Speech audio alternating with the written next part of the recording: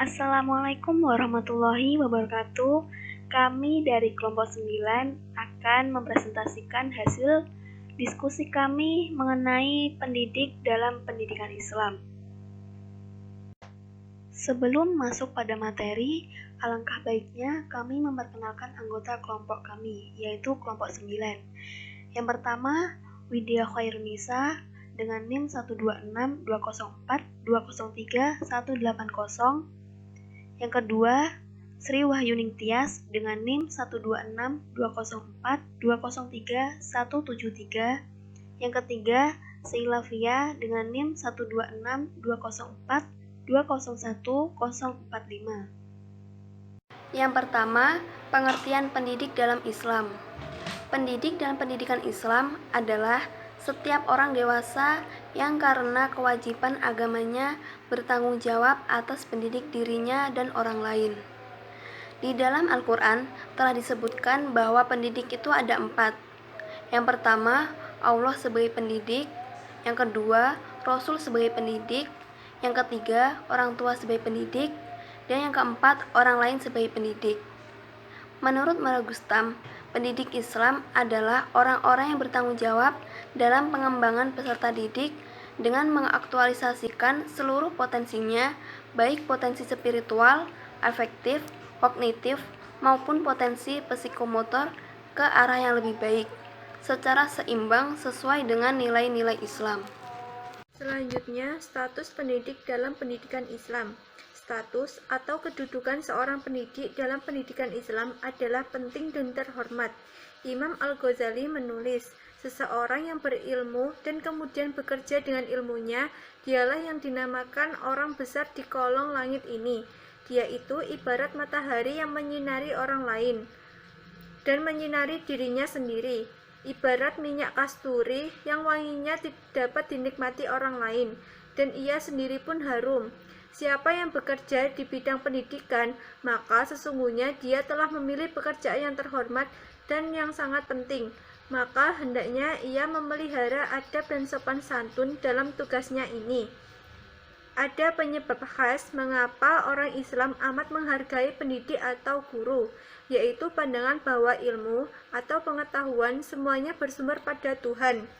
Sebagaimana yang tertulis pada Al-Quran surat Al-Baqarah ayat 32, La ilma lana illa ma'alamtana, yang artinya tidak ada pengetahuan yang kami miliki kecuali apa yang engkau ajarkan kepada kami.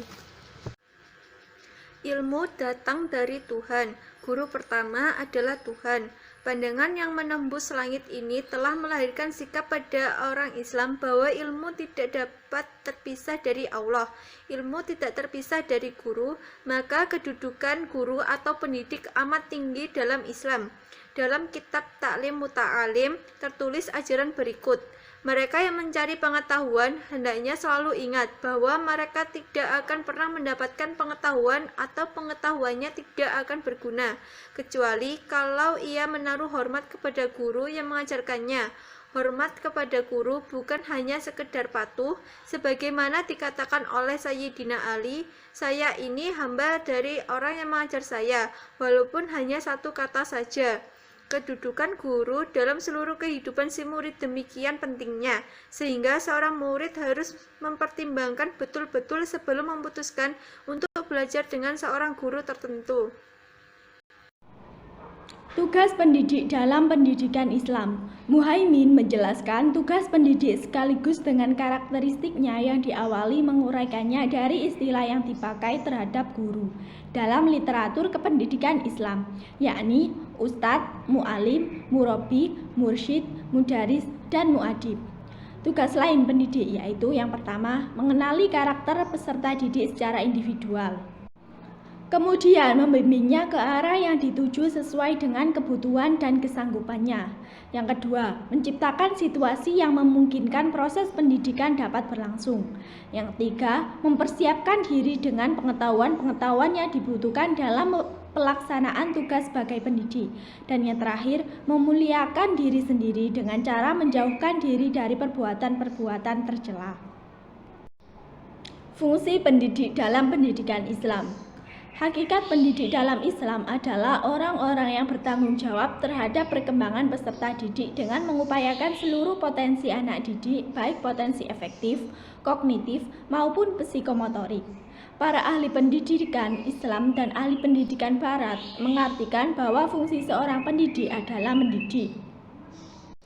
Mendidik dapat dijabarkan dalam bentuk mengajar, memberikan dorongan atau motivasi, memuji, menghukum, memberi contoh, ataupun dalam bentuk pembiasaan diri. Dari segala bentuk mendidik tersebut akan menghasilkan pengaruh positif bagi pendewasaan anak. Menurut Al-Ghazali, tugas pendidik yang utama adalah menyempurnakan, membersihkan, menyucikan, serta membawakan hati manusia untuk mendekatkan diri kepada Allah Subhanahu wa Ta'ala, karena tujuan pendidikan Islam yang utama adalah upaya untuk mendekatkan diri kepadanya. Mungkin cukup sekian presentasi dari kami, kurang lebihnya kami mohon maaf yang sebesar-besarnya. Wassalamualaikum warahmatullahi wabarakatuh.